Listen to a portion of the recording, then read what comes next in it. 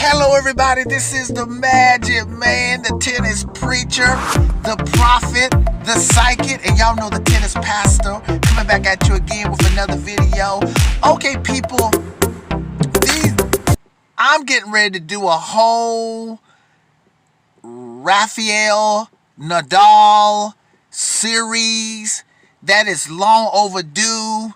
Nadal fans been calling me out. They said, okay, even though I've done a lot of Nadal videos, they said, well, you have done so many Federer videos where you sound like you saying Federer the GOAT, and then when you do Nadal Djokovic videos, it's almost like you hinting that Djokovic is the GOAT, but you never really have given Nadal his proper due. Okay, people, and so the Darwin fans, they may have some point there. That there could be some point. Now, people, let me just say this quickly before I get to what this video is about, because this is sort of the beginning of the Nadal series. But I'm going to talk about that whole weak era argument in this video, though. But let me just say this quickly. Probably what Nadal fans have said about me, that I haven't really given Nadal that how you say that's GOAT credibility. But I think, you know what? Actually, I think I have given Nadal a GOAT. When I say GOAT credibility, Nadal is definitely in the GOAT discussion. Okay, he's up there. He's up there almost equally. I mean, he got 20 majors. Who has got 20 majors? But I think probably what Nadal and what they sense about me, that they sense is something that bothered me, as far as saying Nadal is like the GOAT or could be the GOAT. I think what it is probably, be honest about it, I think it's because Nadal never had his own era, and probably because he wasn't number one as long. Even though Nadal has a lot of year-end number ones, maybe where he was like number one for like 2 or 3 months at the end of the year. I know he got a lot of those, but he never was like number one as long as Federer and as Djokovic. Like, Djokovic number one for almost a decade almost, you know, even if it was off and on a couple years or when he was injured. Okay, but let me get to this video. I'm going to cover other stuff in other videos. People, listen, this video is one of my favorite videos to make, and I haven't even made the video yet, people. And this is a hilarious video, even though this is a very serious video, but it's a hilarious video. And now people, now this video could go all over the place. I'm gonna try to keep it focused, because people are gonna be saying, "What are you trying to say? Is this video about the whole whether Federer's era was a weak era, or a strong era, a medium era, or a no era? Or are you trying to tell us how great Nadal is? Are you trying to defend Federer in this video?"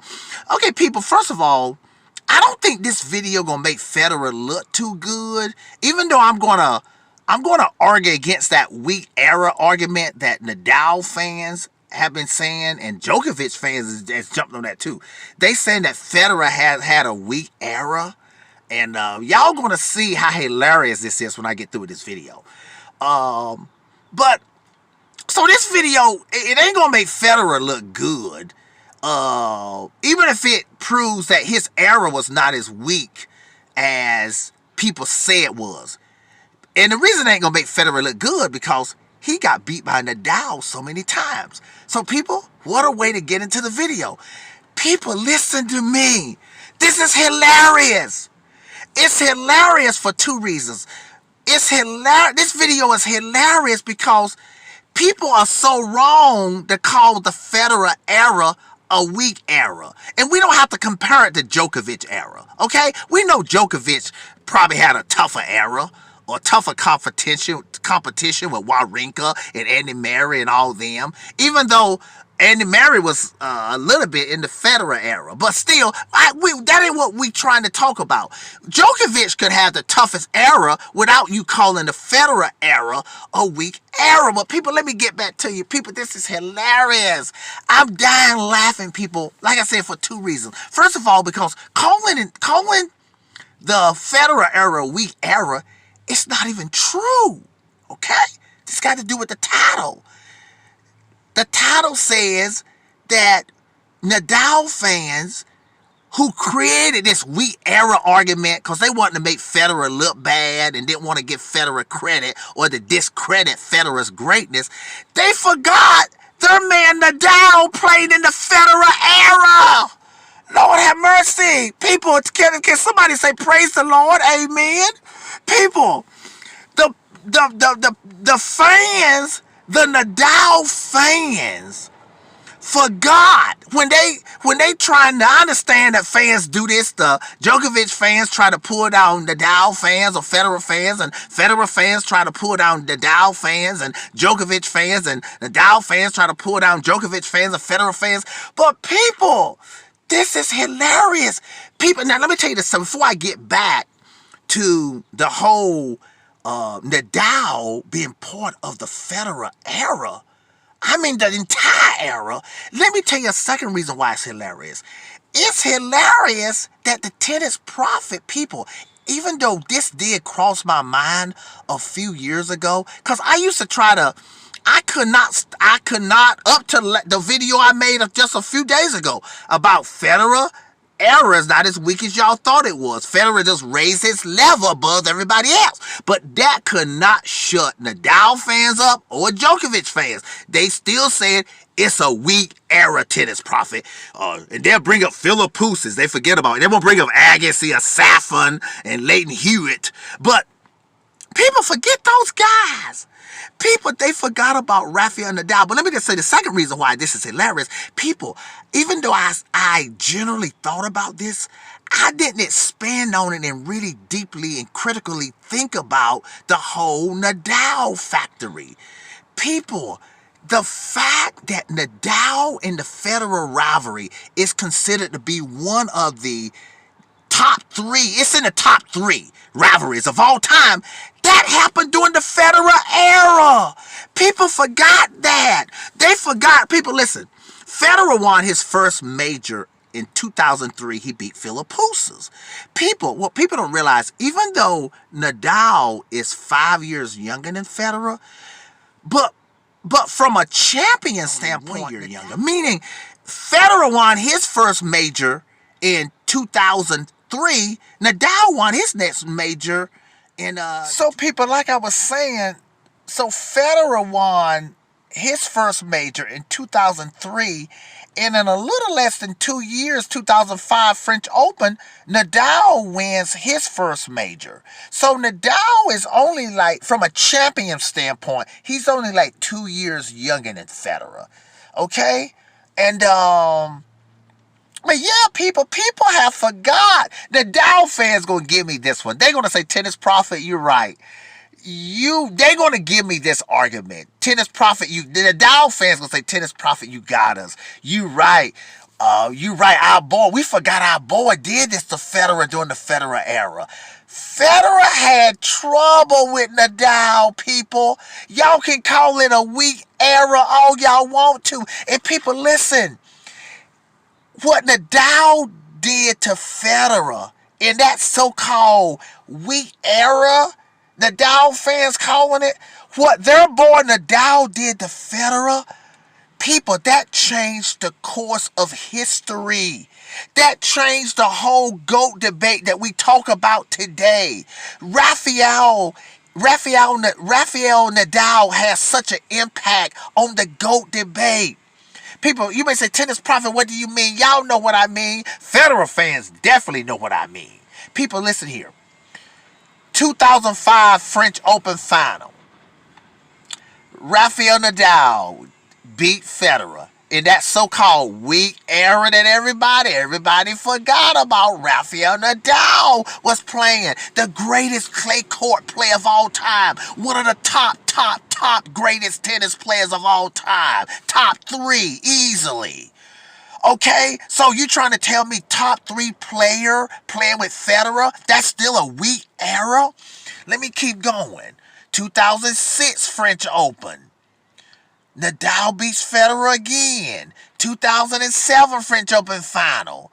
Well, I think that let me get it back. The 2005 was in the semifinals, but still he beat Federer. That was in the that was the only one that was in the semifinals, at least during that Federer era. The 2006 was in the finals. Nadal beat Federer again, butt whooping. Weak era. Everybody talking about 2007, the so-called weak era that everybody saying Federer had. Tough Rafael Nadal beat Federer again. What weak era y'all talking about? The weak era everybody talking about. Nadal fans call it the weak era, yet their man, Nadal, is playing strong in the so-called weak era. Nadal fans, y'all got to give... Nadal fans, don't y'all argue with me. Don't y'all get in that comment section. The only thing I want you Nadal fans to say Tennis Prophet, you got us. You got us on this Tennis Prophet. You got to give you this one. Y'all got to give me this one, Nadal fans. I want y'all to give it to me. Get in that comment section. I want credit for this. People, 2008 final, French Open. Nadal beats Federer again in the so-called weak era that Nadal fans created. They forgot about their man Nadal, how great he was. Now, then, and in between. Now, somebody would say, well, Tennis Prophet. Well, how does that? Okay, we got you, Tennis Prophet. Well, how does that not make it a weak era? Y'all come listen to me, people. Even if you go to Wikipedia. They consider the Nadal rivalry, like I said. The Nadal rivalry, most of those matches that Nadal and Federer played, almost half of them was played, at least half, was played during the so-called Federer era. And the Federer era pretty well was between 2004. I know he won the major in 2003, but Federer didn't win the U.S. Open that year. I think Andy Roddick won the U.S. Open 2003. Federer finally took number one, I think, in January. I'm just talking off the top of my head, 2004. I don't know if it was before he won the Australian Open or after, whatever. Then Federer took the number one, and then that was sort of really the beginning of the Federer era. But people forgot about it. People saying, oh, Federer had the weak era. That's why he was so great. People, and listen here. Not only was Nadal his rivalry, people, what make it not a weak era, at least as far as Federer is concerned, Nadal was in Federer's head. But let's back up a little bit. We just went over the French Opens. All those 4 French Opens that Nadal beat Federer in the weak era. People, listen here. Let me tell you, this weak era y'all talking about, people, y'all know why this wasn't a weak era. Imagine if Federer was able to beat Nadal. Maybe he needed the era to be a little weaker. The era was a lot stronger than Federer thought it was, huh? Imagine if Federer would have beaten Nadal in just half of those French Opens. Or all of them. Federer would have like 27 majors now. Federer fans know this. People, that would have changed the course of history. Djokovic wouldn't even be able to catch Federer now. Federer would probably be already retired with like 27 majors. Say if he would have been able to beat Nadal in the so-called weak era. Era not as weak as y'all thought it was. Okay, people? Now let's just back up a little bit. People, listen. Let's go a year before even 2005, a year before Nadal beat Federer in the French Open. People, right off the bat, in the so-called weak era, Federer becomes number one in 2004, early maybe January or something like that. By the Miami in April, after Indian Wells, guess who beats Federer? They meet for the first time, and it wasn't on clay. Nadal already was a nemesis to Federer. He shot the world as a 17-year-old and beat Federer in the so-called weak era. People, if anything, forget the other players. People, the fact that Nadal was a nemesis to Federer like this, that he kept Federer from winning the Grand Slam. If Federer would have been able to beat Nadal, or if Nadal wouldn't have been there, then it probably would have been a weak era. The fact that Nadal was there, that made it not a weak era in itself. Nadal fans, I want y'all to congratulate me. Give the Tennis Prophet this. I want it. I want credit for this. You guys started this weak era stuff. You forgot, y'all, man, it is Nadal that doesn't make it a weak era. People, all right? Now, people, check this out. Let's get to the peak. The peak of Federer's era, like between 2005 and 2007. That was like the really peak of it. Woo! Oh, I'm finna nail y'all now, buddy. I'm finna get you. Nadal fans, I'm finna get you for this. And Djokovic fans, too. Nadal fans started the weak era thing. They started it. And then the Djokovic fans have jumped on it. I know this recently. People, y'all check this out. In the peak of the so-called weak era, the weak Federer era, they saying Federer didn't play nobody. People, between 2005, I don't know if it started at the French Open, but let's say somewhere between 2005 and 2007, people, guess who was in 11 consecutive finals? It was only Federer and Nadal. People, listen what I just said, people.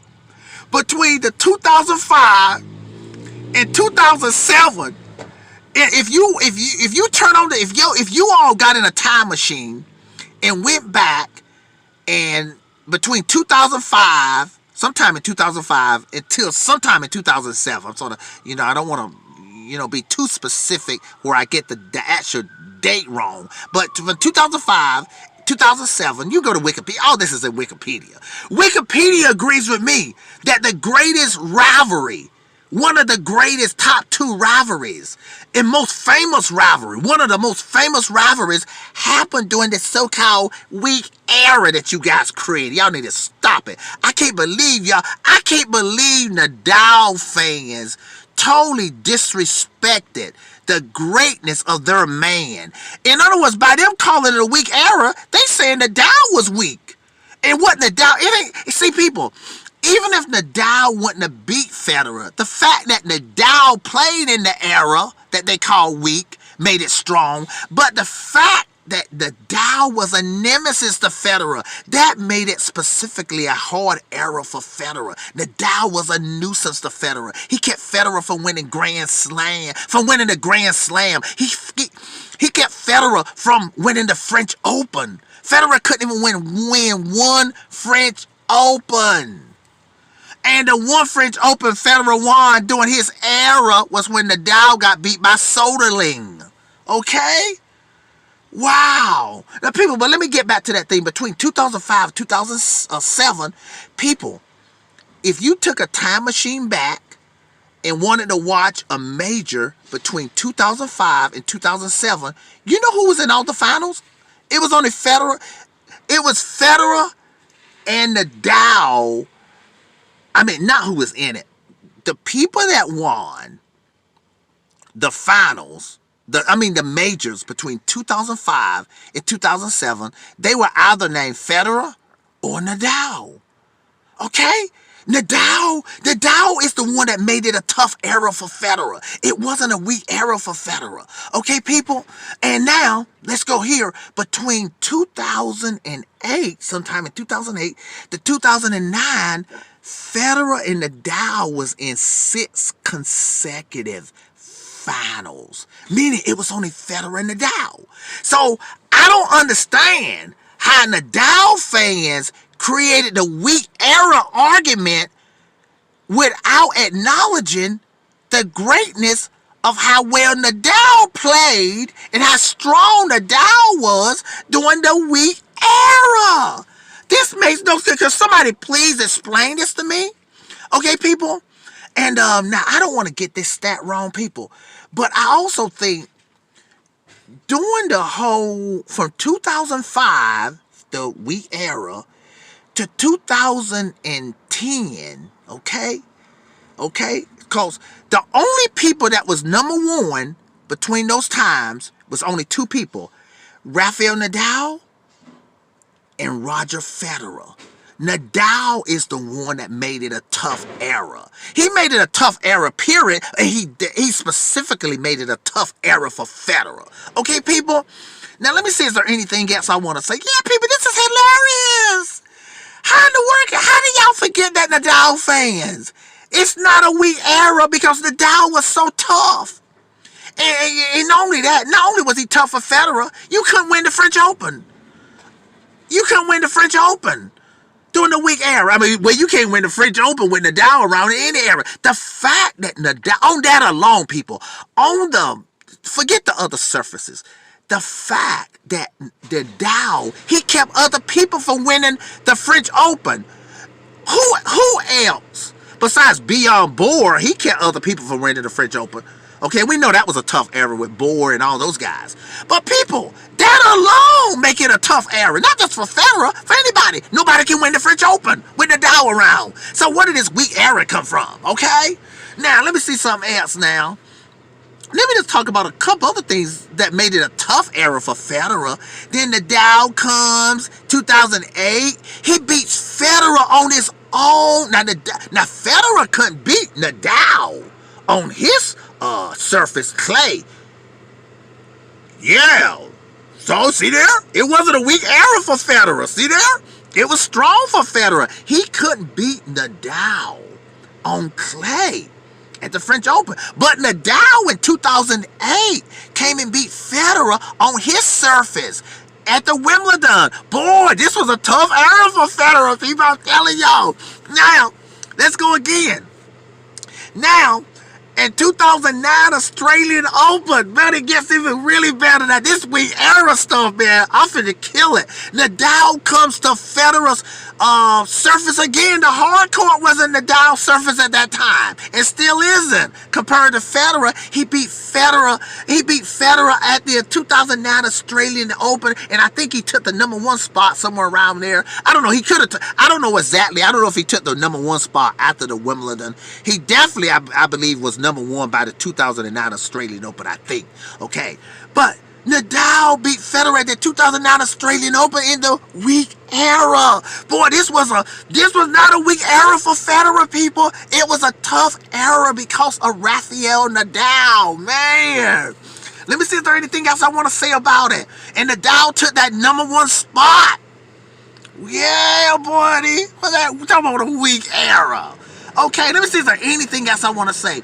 And yeah, people, and if you want to call this a weak era, people, one of the most dynamic things happened in this era is that Rafael Nadal was able to beat Federer. That changed the course of history. It would probably change who would be the greatest player. People, like I said before, if Nadal wouldn't have been able to beat Federer that many times, Federer would have like 26, 27 majors now. And he probably would have won the Grand Slam all 4 in 1 year, 2 or 3 times. Can you imagine? He could have had 30 majors now.